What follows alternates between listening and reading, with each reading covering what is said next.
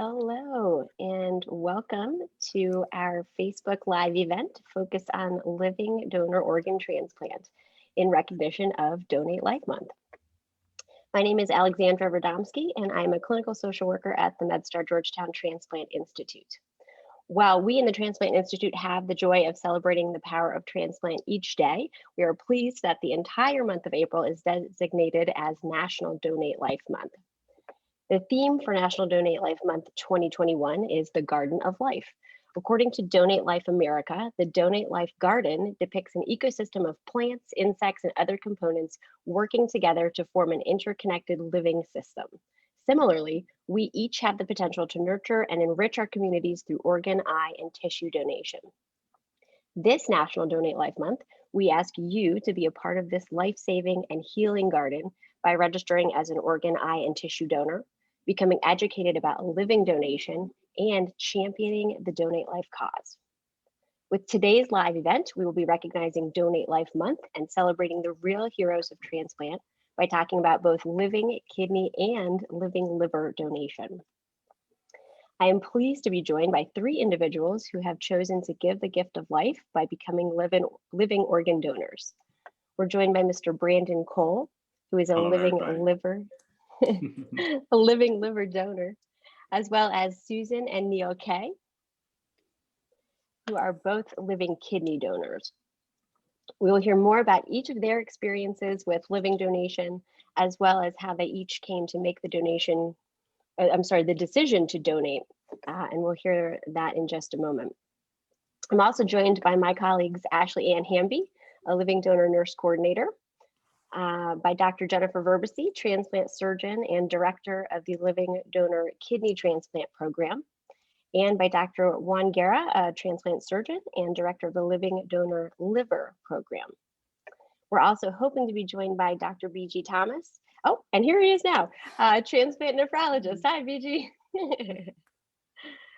All right. So we look forward to hearing more from our panelists and answering questions submitted by you, the viewers. Please enter your questions for our living donors as well as our transplant staff in the comment section below this event page. Sarah Ridenour, our MedStar Health social media specialist, will be monitoring those questions and will relay them to our panelists. Please also remember to like this event and share the link so we can reach even more people with this valuable information. So before we hear from our organ donors, let's hear from one of our physicians about what living donation is and why it is so important. Could one of you take that and run with that? Sure, I'll start us off. Why not? Thank you. So I'm really lucky that I get to deal with all the kidney living donors that come through our program. And we basically always advocate for living donors for all of our patients who have end-stage renal disease, because living donor kidneys tend to start working faster and last longer than their deceased counterparts. So living donation, and the other part of this is that the need for kidneys in our country greatly outweighs the availability.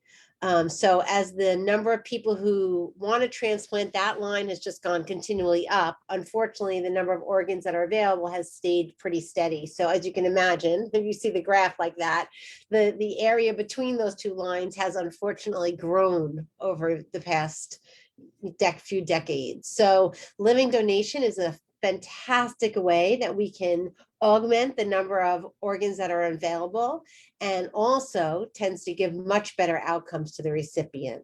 So that's why we're always here to talk to people about living donation, and hopefully, can help people find someone who's willing to do that for them.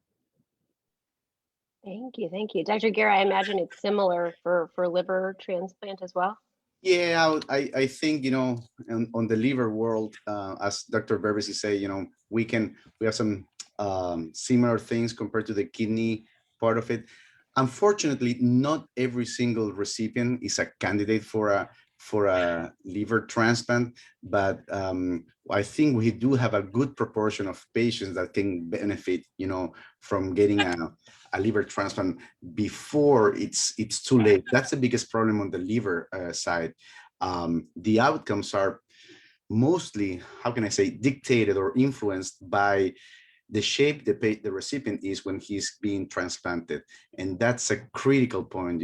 Unfortunately, all of our recipients here in this country, we have almost 14,000 liver patients on our wait list. And, with our best effort, we're able to do almost 9,000 liver transplants. So there's a significant gap of patients that are not being transplanted. And I think living donor is probably the best option to expand our donor pool. And, the luxury, the beauty of living donation is that we can move forward with transplant way before the patient is too sick. That's a big problem in the liver transplant population. So literally, sometimes it takes us 3-4 weeks, sometimes even less, and we can move forward with that transplant, and that patient doesn't need to be waiting literally for years on the wait list. Yeah, that makes sense. There's so many varied benefits, not only directly to the patient, but to all the people who are waiting for transplant, because it means there's less people than on the list. Yeah. One of the questions that I get a lot from patients who are expecting to receive a transplant is about the safety, of their potential donor. Is that something that you all can speak to a little bit, so people know sort of what to expect if they're interested in becoming a living donor? I think that's a great question, because for us, for the team doing living donors, our paramount for us is donor safety, and that I want to be nothing but clear about that. Our number one priority is donor safety, and that goes totally, that works hand by hand with recipient's benefit. That's the most important concept, and that's the beauty of it. Doesn't make any sense to do the most elegant living liver or kidney donation if the patient has a bad outcome, or the other way around. So that's part of the complexity of living donation. We're dealing with a patient that on one side, a patient that needs an organ, a life-saving organ as a liver transplant, for example, or a kidney transplant. But on the other hand, we do have our donors. This is people otherwise totally healthy. So there's even some type of pressure for us. Nothing can happen to our donors. And sometimes, of course, we do have some complications. Thank God, the vast majority of the complications are what we can say minor, right? But our focus is, like I told you, 2 minutes ago, donor safety and recipient's benefit. And I think we do have, a couple of donors, from our institution here. Maybe they can jump in and tell us about their experience. Absolutely, donor safety was paramount. We're both living donors, and it was very clear that in the entire assessment, protecting us was the priority.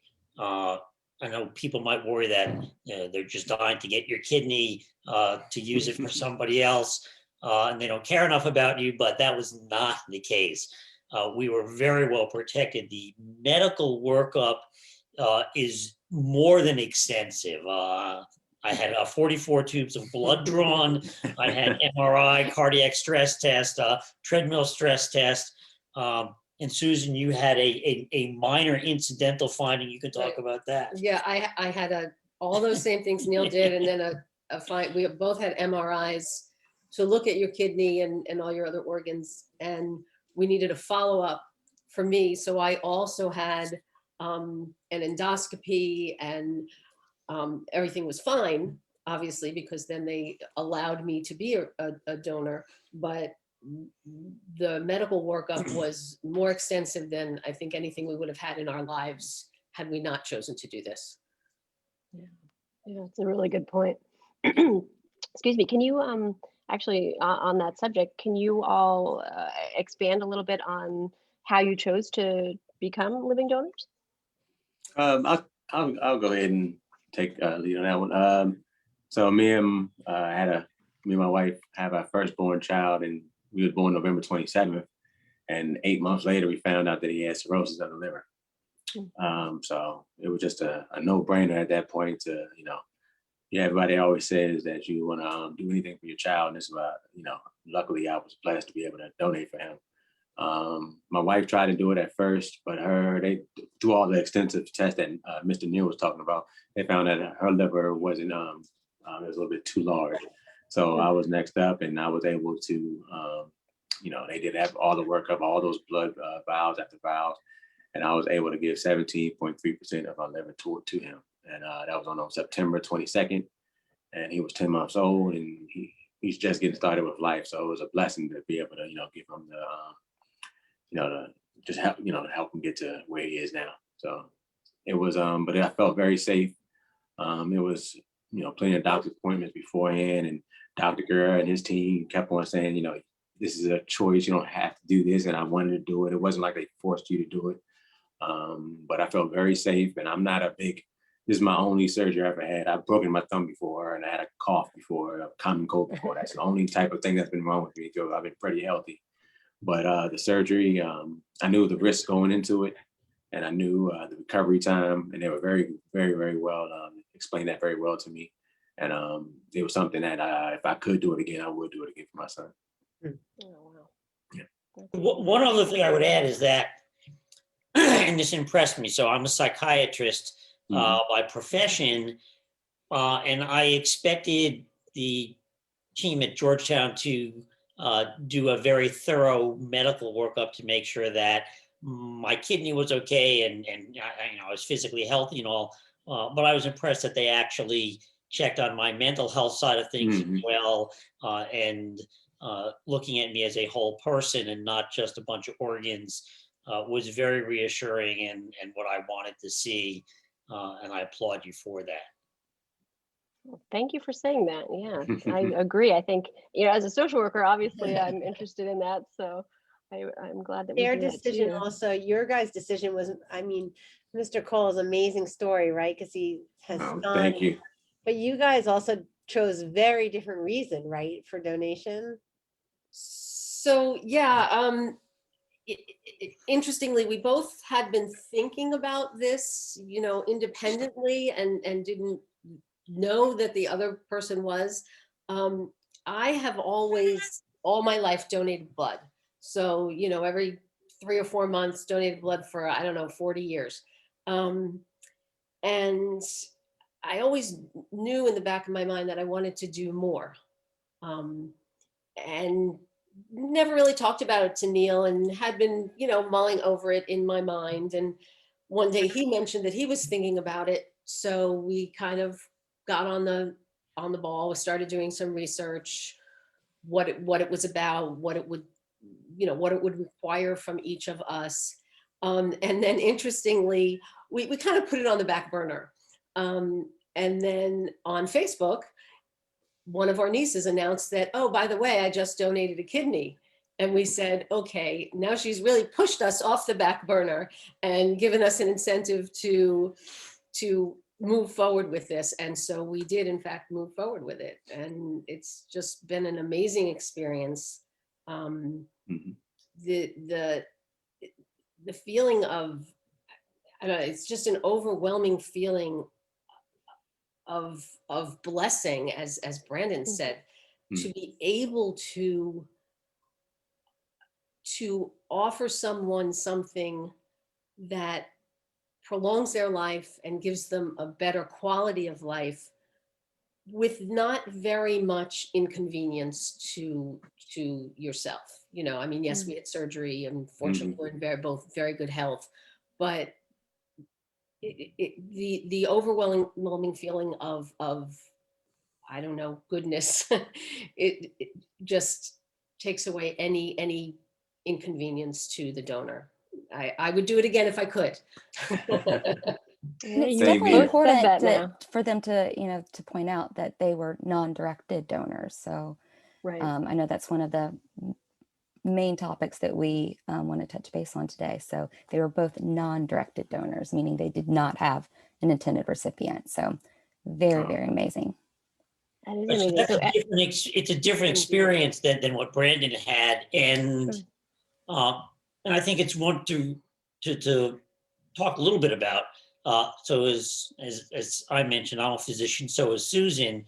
So we know a little bit about saving lives, but this is actually something that anybody can do without going to medical school. You can save a life by being an organ donor, and you don't have to spend 4 years in medical school, 4 years in residency, 2 years in fellowship, and come out with $250,000 in debt or whatever. They take care of this, and it costs you nothing, which is also worth pointing out. There's no cost to the donors. All the medical workups, all the follow-ups, everything is covered. But we decided to be non-directed anonymous donors, meaning that we did not have a recipient in mind, and we did not want to know who would be getting our organ, who would be getting the kidneys. We just wanted to be altruistic and put them out there. And what that allows is a chain of donations to take place, where somebody who has a donor, but they're not a match, but one of us is, they get our kidney, and then the person who is willing to donate for them, that kidney goes to someone else, and it can create this chain. And so one person who's willing to come in as a non-directed donor can end up facilitating 10 or 20 other people getting kidney transplants. And that's just remarkable. So your showing up and donating can not only save one life, but it can lead to many lives being saved. And the quality of life is just totally different. If you know anybody on dialysis, and if you're on this call, you probably do, people lose a half a day, 3 to 5 days a week, usually, of their life through, in the dialysis process, getting to the dialysis center, doing it, coming home, recovering, whatever. Imagine if you could get back all that time, what else you could do with your life. The quality of your life just changes completely. And that was one of the great motivators for us to do it, is being physicians. We had seen people in the dialysis unit, knew what that was about. And again, it was a no-brainer. It's really a minor inconvenience to go through the process. Yeah, and I would say for the actual surgery itself, Dr. Guerrero and his team, the liver transplant team, they actually put me, I forgot the guy's name, but they put me in contact with a former donor, and he told me at 3 months you'll feel this way, at 6 months you'll feel this way. So the total recovery time for the liver transplant was about 6 months from the surgeries on September 22nd. And in January, February, about that time, I started, I was very active beforehand, working out, doing various sports. And I got back into doing that after 5-6 months. And the guy told me that beforehand, the guy he put me into contact with, and he told me, you're going to have trouble walking, you're going to have trouble because it's your core area, you're going to have all this trouble. And that was very helpful as well that they did that, so I wouldn't go in there blind, because there's really no one to talk to. It's a smaller community. There's really no one to talk to about it. But I was glad that they did put me in contact with somebody so that I could ask questions of how it is. And I was very appreciative of that. Made me feel a lot more comfortable too. That's a really good point. And that's why it's so wonderful that you're sharing your experience today too, so that other people can hear about what it's really like. Yeah. 6 months though. Oh, come on. Those cases tell you 6 months, you don't even get you 6 hours. Yeah, 6 months. Yeah. It was different because how active. I mean, I know we were all in COVID, we were in the pandemic, but I was still run around the neighborhood or do some push-ups or play. I'm a big golf player. I play golf. And it's just you could not do anything. So it was different, but I mean, it was worth it. I'm more time, half yeah. joking because donating part of your liver is a little worse. Yeah, it is. More expensive than The recovery from the kidney donation was a much easier experience. Okay. Than a liver donation. Okay. The whole thing is done laparoscopically. It's just absolutely amazing. Okay. That's because the kidney surgeons are just better, you know? Maybe that's it. Yeah. I'll agree with that. Oh, wow. But we both were, basically back to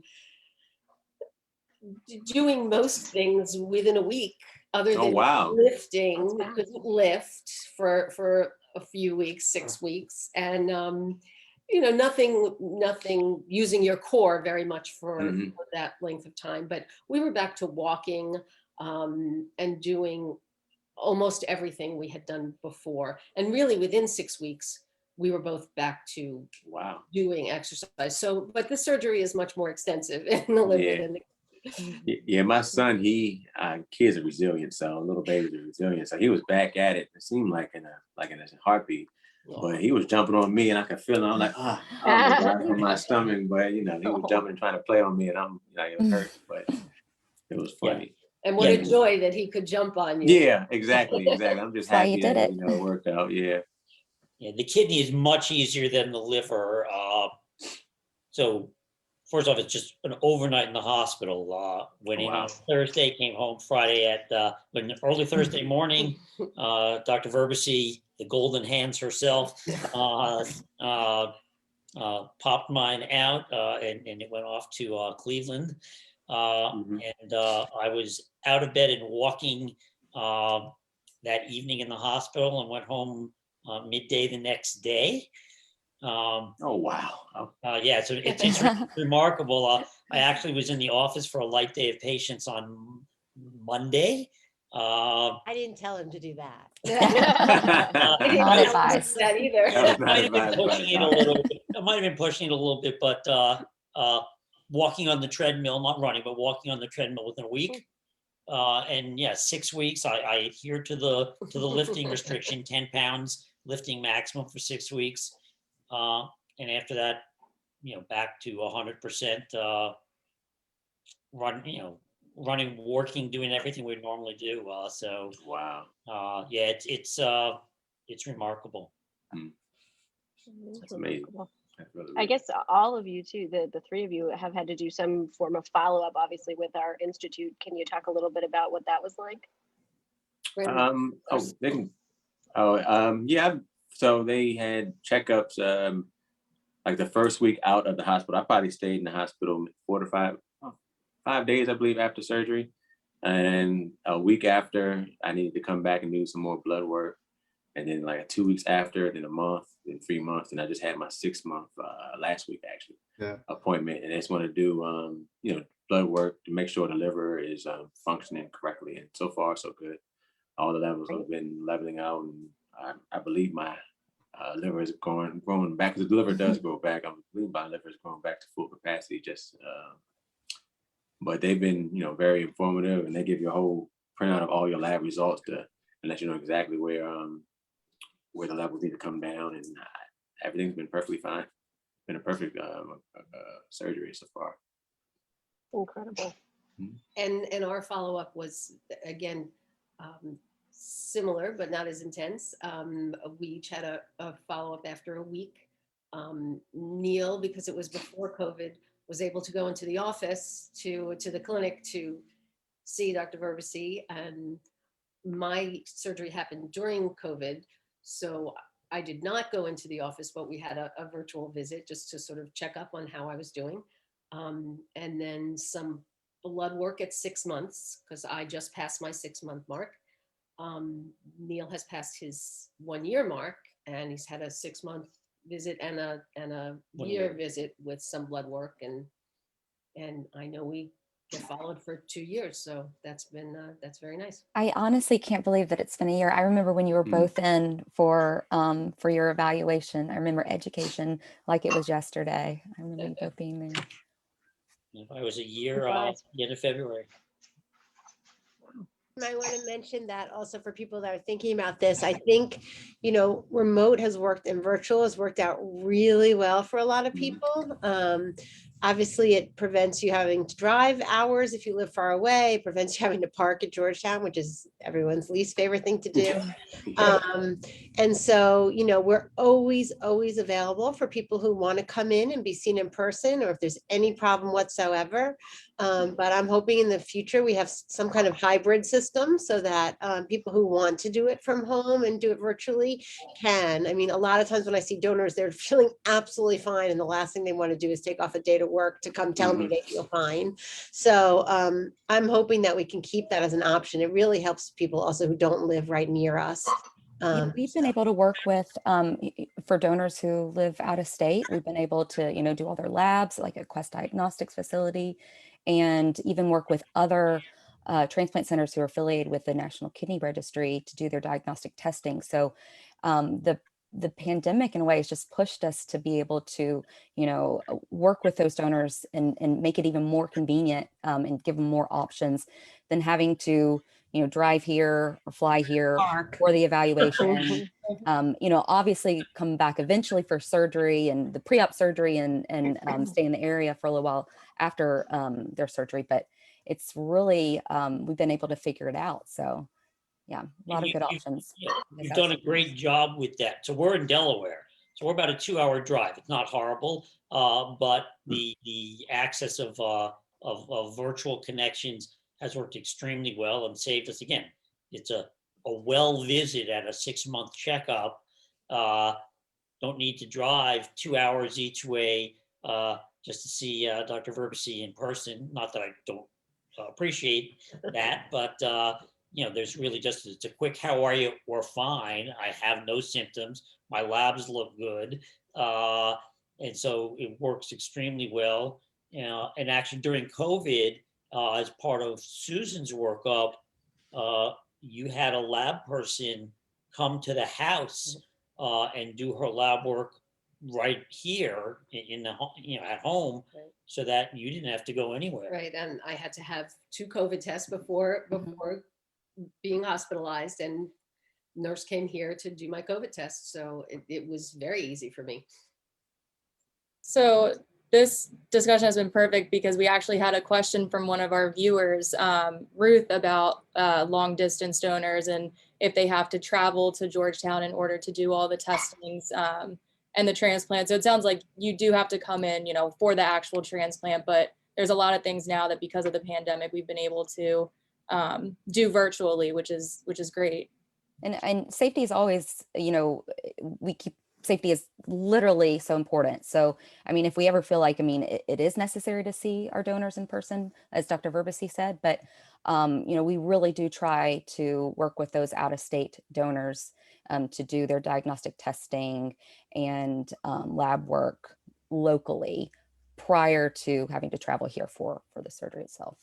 I wanted to say exactly what Ashley Ann just mentioned. On the liver side, you know, 70% of our living donors are coming from out of the you know, the, let's say, the DMV region, and I would say, of course, you know, you gotta be here for the surgery. That's a no-brainer. But and I would say some of the tests, you know, especially the imaging tests, you know, that we do a CT angio, MRCP, we need to know exactly about the hepatic artery, portal veins, hepatic veins, the bile ducts and all that.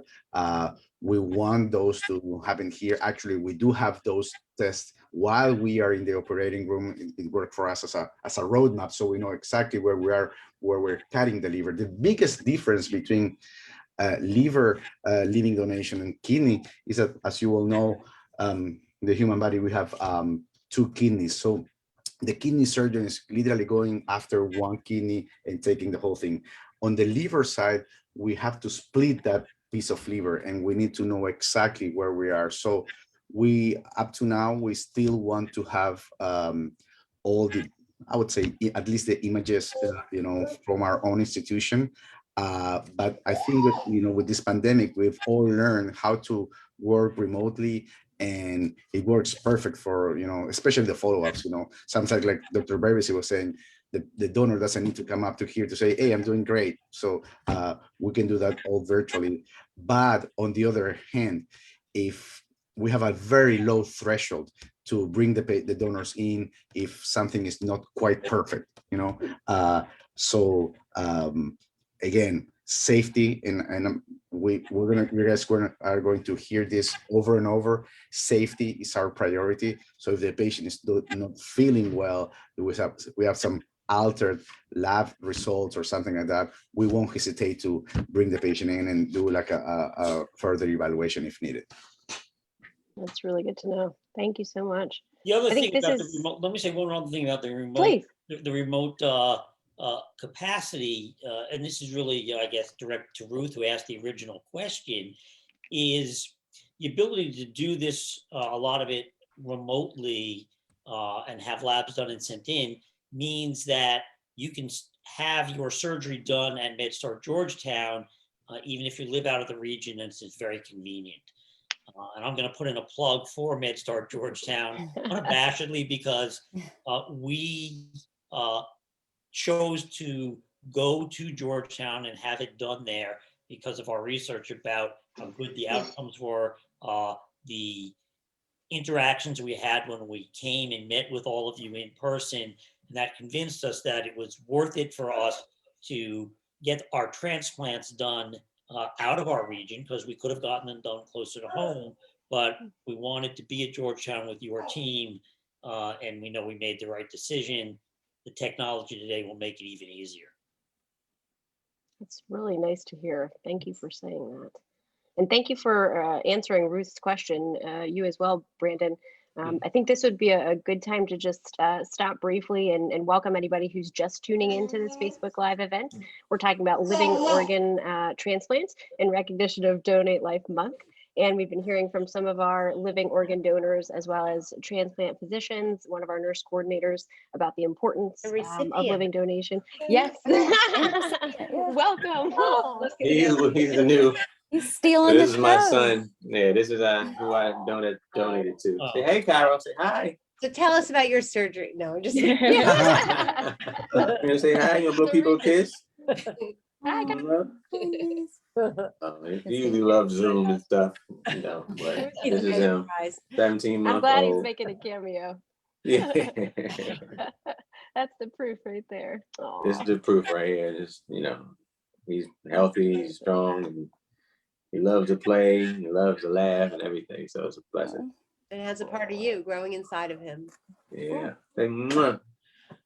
Doesn't get much better than There you that. go. There it is. Well done. Good job, Cairo. All right. So sweet. Mm-hmm. Well, please continue to enter your questions in the comment section as we go here. Sarah, are there any questions that are waiting for our panelists? Yeah, we have a couple. I first want to say we're getting tons and tons of positive comments about every single one of you. So I just wanted to point a few of those out real quick. Cornema says, you make it so simple as a walk in the park. We all adore, admire, and proclaim you are our real healthcare heroes. Joan also says, thank you to all donors. I appreciate you. And Tanya says, my husband and I are forever grateful to the skilled and compassionate team of doctors and staff at the MedStar Georgetown Transplant program. So just, you know, lots of positive comments that we're getting. And we also, one of our questions was specifically for you, Brandon. Milton wanted to know if you are more than satisfied with your overall fitness recovery level. Yes, I am satisfied. I lost beforehand the surgery, I was like 187. I finally dropped down to 160. And like I said, I used to work out a lot, so I lost a lot of muscle mass, and I'm slowly but surely working myself back up. But when I first started, I couldn't do, because I have a Mercedes-Benz scar that literally looks like a Mercedes-Benz emblem. I couldn't do any core exercises. So I couldn't, you know, turn. I play golf, like I said, I couldn't turn, or I couldn't do any abs exercise or anything with the core. But over time, that's gotten better. And I ran last week, and I'm very, you know, it's building back up, but I'm definitely going to get back to where I was. And I feel myself getting stronger each time that I work out. Yeah, that's great to hear. Yep. We also SPM? have, Oh, go ahead. oh, go ahead. No, go ahead. I think Dr. Verbes, or actually, I can correct me. I think we had an ultramarathoner donate I think it was when I just started here at Georgetown. I remember that. It was when I first started here too. So, but yes, I maybe Dr. Verbisi has a better memory than I do, but he ran a marathon within a few weeks after donation. But again, not advised. You know, Not advised. I'm not recommending that. I'm not even sure I'm recommending you run a marathon at any point. But it was a little bit much, but it's just to show that, you know, people can get back to their normal physical state very quickly. Yeah. Yeah, so I'm a runner, and I keep track of my times and all. About 3 months post donation, I was beating my prior records.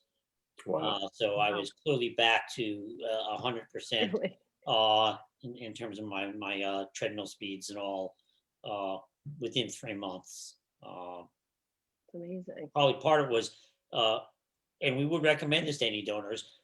We got in shape for the surgery. We lost weight and cleaned up our diet, and it was a good incentive for us. It makes it better for the donor. If they're in better shape, you go through the surgery more easily. It's easier on the surgeons. If the patient is thinner and lighter, they can get in and out quicker, and that's good. And we've done a pretty good job at staying in shape and keeping it off. Just remember a little bit of a toll, but it's we're doing our best. One of the reasons we do kidneys, it's called minimally invasive surgery. We do it laparoscopically, and one of the whole points is that you can get back to your activity much quicker. Oh, wow. You have to remember, with any organ that we're going to use, we have to take out, like if we were going to just take out the kidney and not use it, we can really squish it and get it out through a tiny incision. But don't forget, we want to use these organs, so we have to make an incision big enough that we're going to get it out in, you know, beautiful condition, which is why it's harder for the liver team to do it, you know, with little tiny incisions. But we're able to do it with really minimal incisions so that people can get back to their normal activities as quick as possible. Yeah, that's good to know. And maybe this is a question for the doctors or for Ashley Ann. We obviously have several very fit individuals here who donated. And I know that there's a level of health that donors need to have, but who can be a donor? Like, we don't all have to be runners, right, to donate an organ. So who qualifies as a donor kind of in general? Dr. Verbisi, I'll let you answer that. Well, the first thing to know is a lot of people can qualify. So we hate to hear people that kind of rule themselves out, because you really don't know. But in general, I mean, the big things I think for liver or kidney is you have to be over 18. We don't have an upper age limit. I think our oldest was 74, 75, who was donating to his wife. Seemed like they were maybe like 40. They were very. Oh, wow. They were. You have to be, if you're going to be in your 70s, you have to be very, very fit 70. But we've done it. And then you undergo, like everyone described, you undergo a big medical workup, because we obviously don't want, this is an elective surgery, kidney or liver. You're not doing it because you have a medical problem.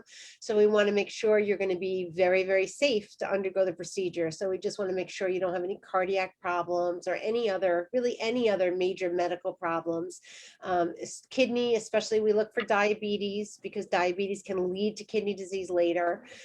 So it's all general health things, but family history. I think that people would be surprised at how many people can be a donor, because it's not as, you know, small a number as people might think. And I think that people, they're very focused on blood type, and I know that's more important when it comes to liver, but you know, with kidney, because we have the paired kidney exchange program, you know, if you're incompatible with your recipient, you know, that's no longer the end of the road for you. I mean, there's still so many other ways that you can still help your intended recipient get a kidney transplant. So yeah, we always say, you know, don't worry about, you know, your recipient, like health. Just tell them to fill out a questionnaire. Let us be the ones to review it and to determine if we think that, you know, that individual can be an eligible donor.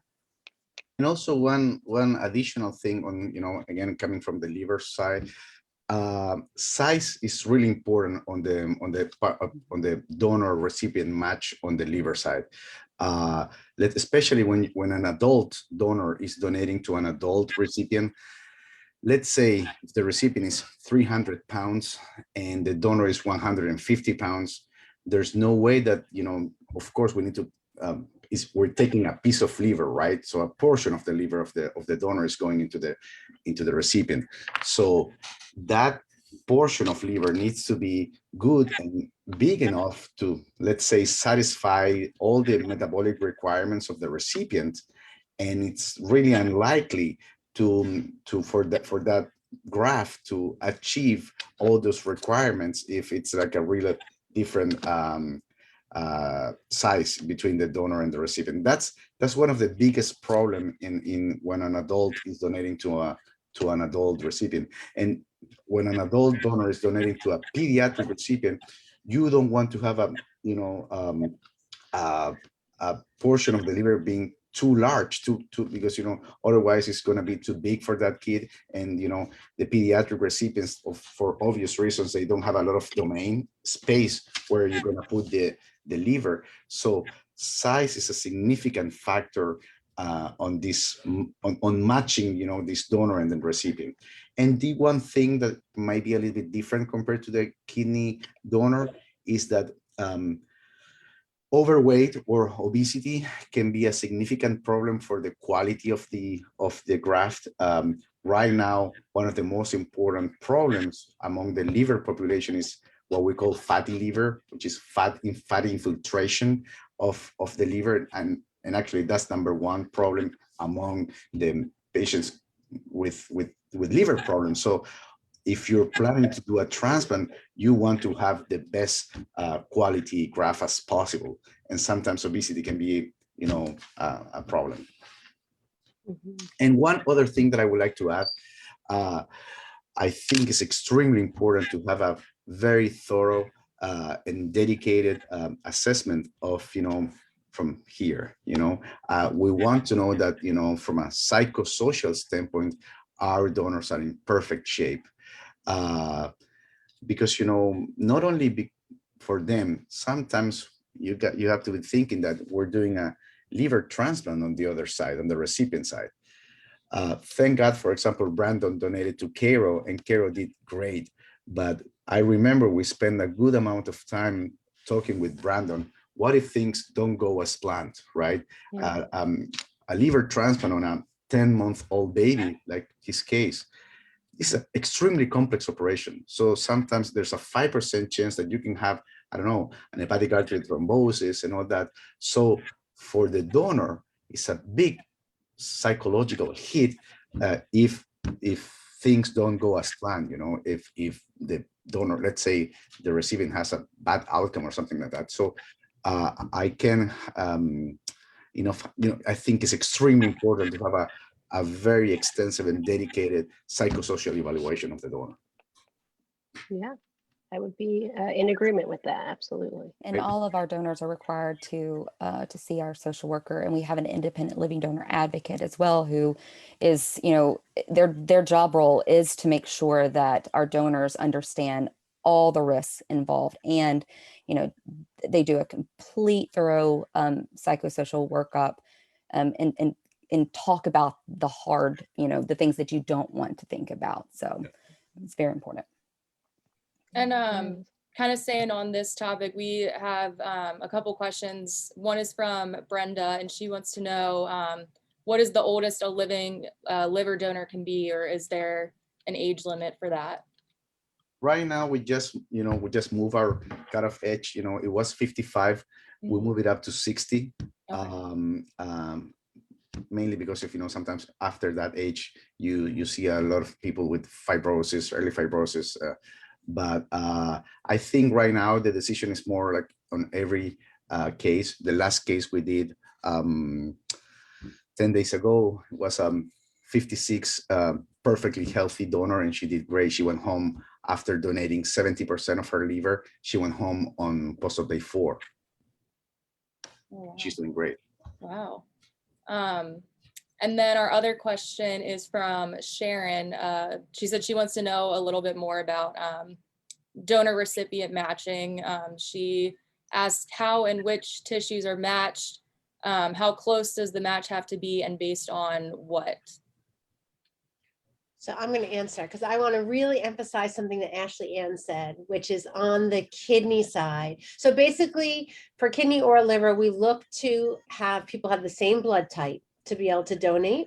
And then also we look at something else called a cross match, where you basically, I mean, everybody knows about antibodies now because of COVID, I think, but basically you don't want to have antibodies to someone else's kidney because then you'll fight against the kidney.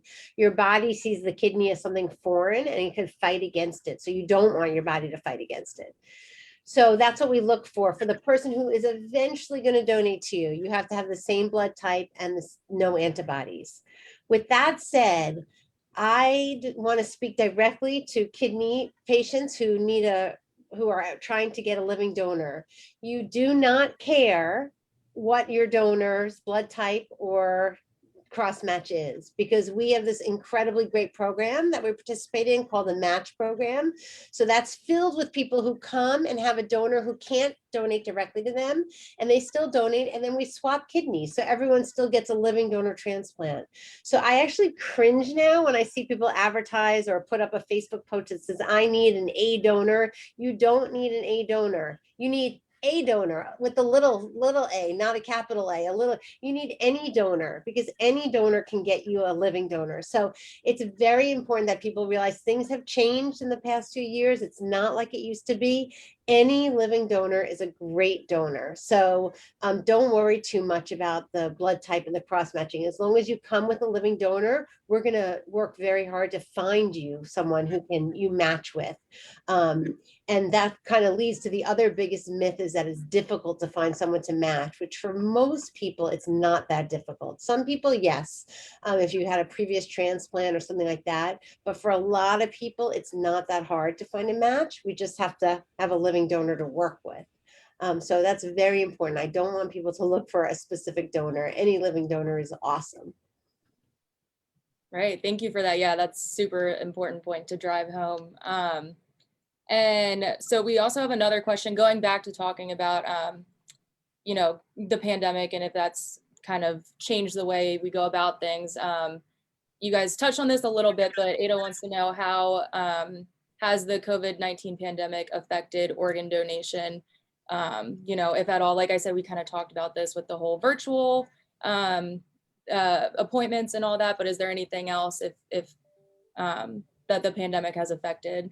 Well, I can say that I think that our program, I think we maybe canceled one clinic day to learn how to run a Zoom virtual clinic. We never stopped our living donor workups. We never stopped transplants. We had, you know, extensive meetings to make sure that we were doing everything as safely as possible, you know, with the transplant community. There were so many, you know, involved to determine what needs to be done in order to continue doing transplants, especially, you know, at that time, not knowing if there was any, you know, transfer of COVID, you know, through organ donation. And from the very beginning, you know, we adapted and to ensure that we could continue doing transplants. All of our donors and recipients, you know, got COVID testing. So it's, you know, you have to get tested twice. And, you know, we've made there's certain visitor restrictions now throughout the hospital to limit the traffic, you know, the foot traffic in the hospital, and especially on the inpatient units where our patients who are immunocompromised. So there are a lot of just, you know, adaptations that we've made in order to keep everyone safe. But we never stopped doing transplants, which is, it's been, you know, incredible. And I can say from the donor experience, Neil donated before COVID and I donated during COVID. So I got to, you know, experience what it was like prior to COVID. And I can say that my care was exactly the same as his, except that he couldn't visit me. So that was the only difference. He couldn't visit me in the hospital, but from you know, the pre-op care, obviously I don't know about the surgery because I was not aware, but after, you know, the post-op care, the day that I spent on the floor in the hospital, everything was exactly the same. And I didn't receive any less care than Neil did while I was in the hospital. And I would add that it was a little bit odd for me to drop her off at the hospital and know she's going to walk in, have her kidney taken out, and I'll come back tomorrow, drive home to Delaware, come back and pick her up tomorrow outside the hospital because I can't go in. But that worked. And again, kudos to all of your staff. I got numerous phone calls from everybody, including Dr. Verbisi, to update me on her progress, on the success, on her status, so that that degree of communication was very reassuring, since I couldn't be there in person. And again, that's the way it should be. And you met and exceeded all expectations. Brandon, did you also donate during COVID? Yes, so during COVID, so Yeah. I couldn't have any visitors either. They let us, it was me, my wife, and my son in the room, and then my wife was saying goodbye to both of us when me and my son went to separate rooms because they had to do the surgery at the same time. To, you know, they literally took the liver out of me and then rushed it across the hall and put it in Cairo. But when I was recovering, I was in the room by myself for 4 or 5 days and couldn't even. The worst part, I couldn't really go upstairs to see Carol, and he was only a couple floors above me because of COVID and whatnot. I think I went up there one time, but it's not like I could go up there, anytime I wanted to because of COVID. Yeah. Mm-hmm. Both floors are COVID-free floors, Mm-hmm. donor and recipients, immediate post-transplant. Go to floors that have patients on. There are no patients with COVID on those floors. Mm-hmm. Yeah, it's especially good to know. Which is actually something Georgetown did right from the start of COVID, and I think was pretty amazing.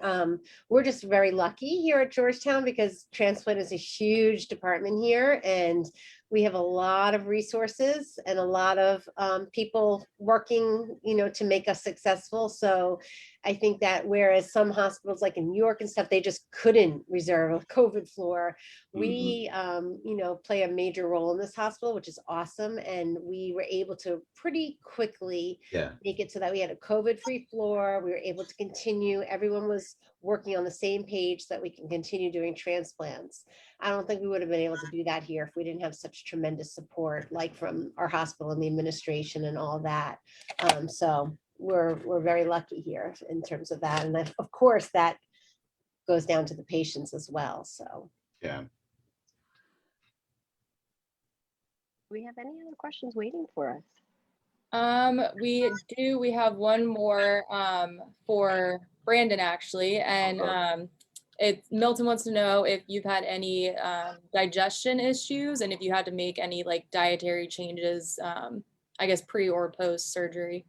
Like maybe 3 months I had like a little bit of like I guess ingestion or that problem when I was like eating like if I drank like a diet soda or if I had like a slice of pizza or something, then I would feel like a little bit of pain, but nothing too much. Mm-hmm. And my when I first started, I didn't eat any like fast food or anything, but now I eat it sparingly, and I don't drink anymore. I haven't drank anything since surgery, or even before the surgery. But that's not saying I never will, because they told me 6 months, but that's something that I would have to think about long and hard because your liver is not the same, so I don't want to put it in any danger or anything. So yeah. Thank you for sharing that. Susan and Neil, have you all had to make any dietary changes or any changes to your lifestyle? The only change to lifestyle is that we can't take some pain medications. So the NSAIDs, ibuprofen, aspirin, and so we use Tylenol. So that's the biggest change to our lifestyle. Nothing else really. Yeah, nothing else. I mean, we ate a healthy diet before. We encourage everybody to do that regardless. We were never big salt eaters, so that's not been a factor really. Mhm. And again, as long as with one kidney, you process salt out of the body just fine anyway. Really, your kidney functions don't change a lot. Actually, you just got your kidney functions right. back, and you're beyond normal. I mean, it's ridiculous. She has like super kidneys. Yeah. All right. Did it affect your ability to buy matching shirts? But yeah, you can see they're not really matching. They're complimentary today. We went complimentary. Complimentary. I like that. Doesn't have to be a perfect match. Oh. Well, we're about at an hour here. I think I just wanted to thank each of you for joining us. It's been such a pleasure hearing from our living donors, Brandon Cole, Susan and Neil Kay. Obviously, to be joined by my colleagues here, it's been wonderful. And we thank you, the viewers, for joining us this afternoon too, for becoming educated about living donation, and now being able to go and continue to champion the Donate Life cause. Sarah, I think you mentioned we're going to be having some links in the comment section to our website, some resources about living donation, and also a video which features our non-directed kidney donors, Susan and Neil. So viewers, make sure that you check out those links. Please also make sure that if you have watched along with us today, you leave your feedback. We'd love to hear from you about this event. And we'd love it if you would like this event and share it so that we can extend its reach to others who might find it helpful. And with that, we will see you next time. All right. Everybody have a Thank good you. weekend. Thank you. Thanks so much.